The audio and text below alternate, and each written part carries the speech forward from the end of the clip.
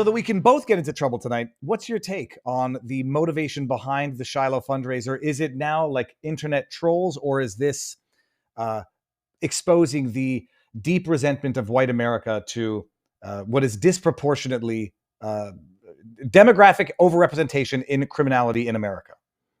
I don't know, to be honest. So my understanding, your take is that there's something sus about the official narrative.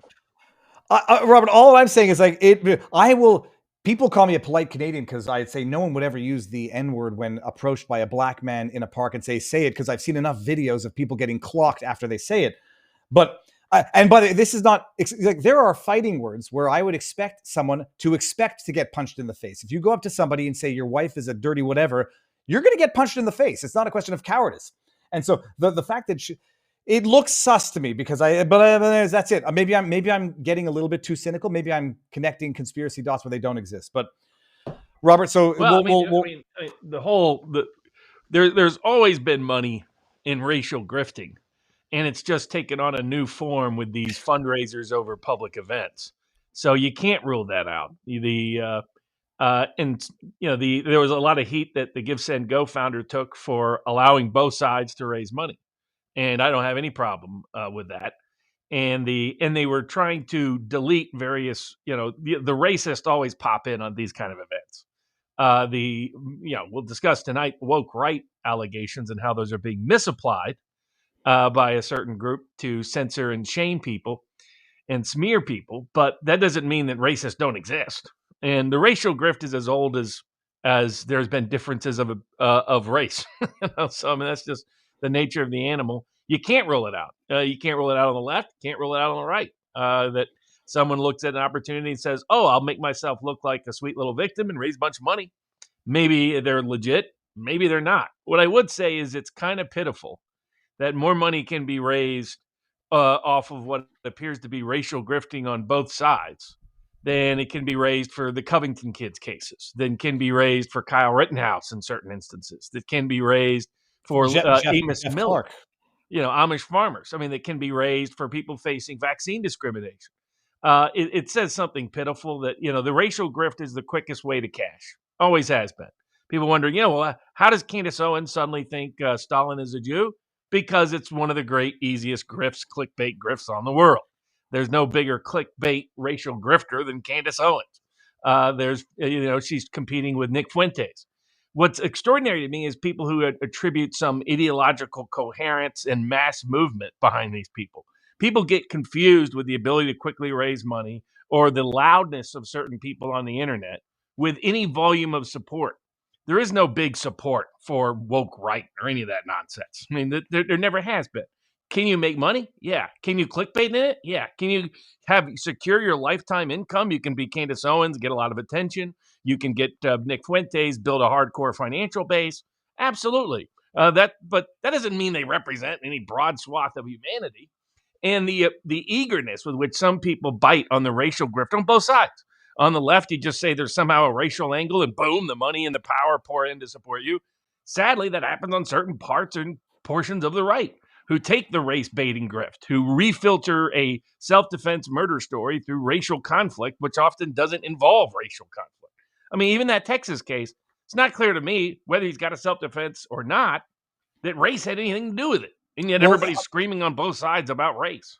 Well, that was the issue. Is like race. I'm not convinced it had anything to do with the act itself. It certainly had to do with the fundraising afterwards, where the first thing they come out and said that Carmelo's getting different treatment because he's black. But I want to bring this one up just because I want to respond to this. And I'm not going to respond to every one of these comments. Conservatives hate it when white people stand up for themselves. What does that even mean? What does that mean? I mean, first of all, is their identity by the skin color we have? I mean, for people out there, remember, different groups have been used by this over time. In the early 1800s, it wasn't white. It was Protestant versus Catholic, right? I mean, people tend to forget that they have been more often excluded when people engage in this kind of racial and religious grift than included. Keep that in mind when you think, oh, I'm now part of the majority. Maybe not. Maybe yesterday you weren't, tomorrow you may not be. So this idea that skin color has any bearing on almost any of this is utter garbage. And my retort to that is, even if that's your purpose and stand up for your group, stand up for your tribe, and that's fine. How are you standing up for your tribe by calling an allegedly 5-year-old, allegedly autistic kid the N-word? Some people are coming to me, Viva, that kid wasn't 5 years old. How do you know the kid was 5? It's like, first of all, that's why I, by and large, said allegedly. But if that kid were not 5 and were not autistic, I think that Shiloh in the response would have said that kid wasn't 5. Like someone floated an idea that that maybe Omar is using the kid, go into the wallet, steal it. If you get caught, you're just a kid. But if that kid was not 5 years old, I think the first response would have been, that kid's not 5, that kid is 12 years old. And the bottom line, set all that aside. How is calling an allegedly 5-year-old child or any child the N-word standing up for the white race? I mean, if that's what you think standing up for the white race is, you're going to be in for a world of stupid decisions. A tiny group of people. These people want to pretend that they matter. They don't. No, I mean, I'll give you an example. I did everything possible to drag these racist idiots out of the limelight back during the Wesley Snipes case, because Ocala, Florida was the per capita capital of racial hatred. There are so few true racists in this country. We could get like 3 of them to say something. We're like, come on. You're a little racist. Come on. Here you go. Come on. Couldn't do it.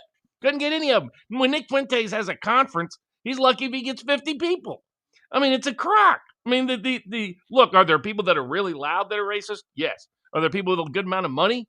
Are there people willing to give money just for race baiting? Yes. Will you clickbait yourself into easy, big fame? No doubt.